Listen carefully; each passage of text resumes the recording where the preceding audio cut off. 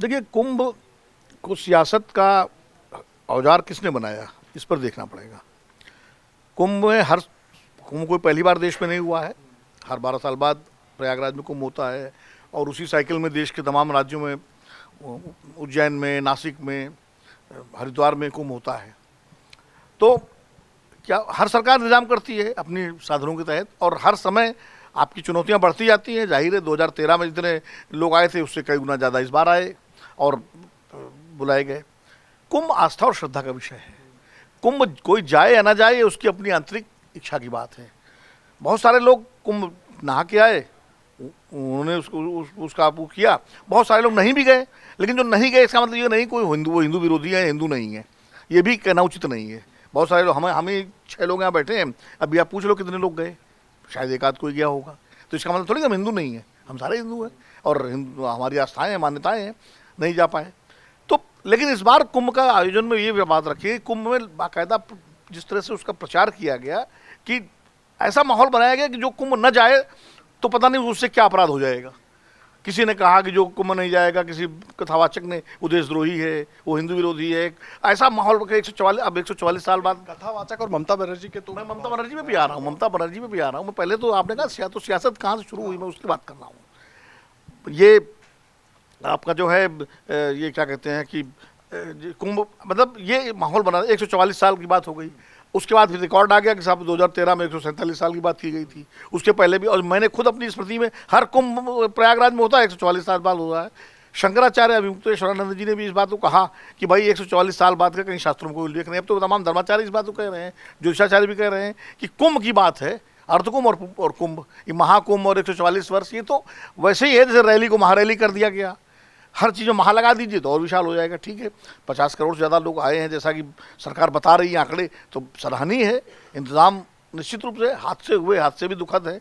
हादसे होना महत्वपूर्ण नहीं है, मतलब दो दुखद ही हादसे पहले भी हुए हैं, हरिद्वार में हुए, 2013 में रेलवे पुल पे हादसा हुआ पहले, लेकिन 18 घंटे तक सरकार बता नहीं पाई कि कितने लोग मरे। प्रधानमंत्री जी ट्वीट कर रहे हैं और उत्तर प्रदेश सरकार को तो इन सब चीज़ों को लेकर के सवाल उठे, और उठने भी चाहिए। सवाल नहीं उठेंगे तो फिर रेलवे में उसके तुरंत बाद, कुछ दिनों बाद नई दिल्ली स्टेशन पे हुआ। तो ये इस सारे परिप्रेक्ष्य में ममता बनर्जी ने जो बयान दिया, उनका कहने का तरीका गलत हो सकता है। उनको हो सकता है उन्होंने कहा हो कि भाई एक बड़े आयोजन को आपने मृत्यु कुंभ में बदल दिया, ये इस तरह की बात कह सकती थी, लेकिन मृत्यु कुंभ नहीं कहना चाहिए, क्योंकि कुंभ जो है वो आस्था का प्रतीक है। किसी भी उसको आप नहीं, वो ममता बनर्जी की अपनी राजनीति, अपने बयान के लिए वो जिम्मेदार है, और उसको जाहिर है कुछ भी बोले विपक्ष तो दूसरा पक्ष जो है उस पर उसको इशू बनाएगा ही, वो बनाना भी चाहिए। लेकिन मैं ये कह रहा हूँ कि कुंभ को लेकर दोनों तरफ से सियासत हो रही है। कुंभ का श्रेय लेने की सियासत और कुंभ को मतलब वो करने की विफल बताने की सियासत, दोनों सियासतें हो रही हैं।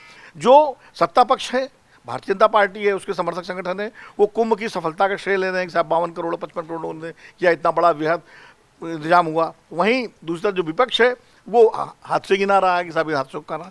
अच्छा, अब रही बात सुविधाओं की, तो सेलिब्रिटीज़ जो गए वो तो हवाई जहाज से गए, प्रोटोकॉल उनको मिला, संगम तक ले जाए गए, डुबकी लगाई, उसके बाद बाइट थी, बहुत अच्छी व्यवस्था है। लेकिन जो लोग 10-10 घंटे जाम में फंसे रहे, जो लोग वहाँ गए और जिनके परिवारों के लोग गए, उनकी भी पीड़ा कोई नहीं सुन रहा, उनकी भी तो पीड़ा सुनी जानी चाहिए। वो भी तो इस देश के सामान्य नागरिक हैं कि साहब मुंबई के वो उद्योगपति आ गए, या मुंबई के फिल्मी कलाकार आ गए, या नेता चले गए, मंत्री चले गए, सारे प्रोटोकॉल से जाते हैं, उनके लिए तो व्यवस्थाएं हैं। आम आदमी पार्टी किनारे कर, आम आदमी को किनारे करके आप उनके लिए गाड़ियाँ निकाली जाती हैं, सब कुछ, और सामान्य व्यक्ति जो है। तो मुझे लगता है, और ये हर कुंभ में हुआ, इसी कुंभ वीआईपीज़ को पहले भी ये सब सुविधाएं दी जाती नहीं है, कोई इसमें बेदाग नहीं है। कोई कहे खाली बीजेपी ने किया है या योगी सरकार ने किया है, अखिलेश सरकार ने भी अपने ज़माने में किया और सब ने हमेशा किया। इस पर तो रोक लगनी चाहिए। लेकिन ये मैं ज़रूर मानता हूँ कि इतना बड़ा आयोजन था, उसमें कमियाँ गलतियाँ हो जाती हैं। ओवरऑल अगर आप देखें इस कुंभ को, तो मृत्यु कुंभ कहना उचित कतई नहीं है, क्योंकि जो लोग वहाँ स्नान करने गए, हाँ, पानी के गुणवत्ता को लेकर जरूर एक विवाद उठा, वो भी एनजीटी की रिपोर्ट से उठा, किसी अरे गरे नत्थु खरे की रिपोर्ट से नहीं उठा। एनजीटी और सेंट्रल पोल्यूशन कंट्रोल बोर्ड ने जो रिपोर्ट जारी की, उसमें गंगा के पानी को जो प्रदूषित बताया गया, हालांकि उसका काउंटर व्यू भी आ गया।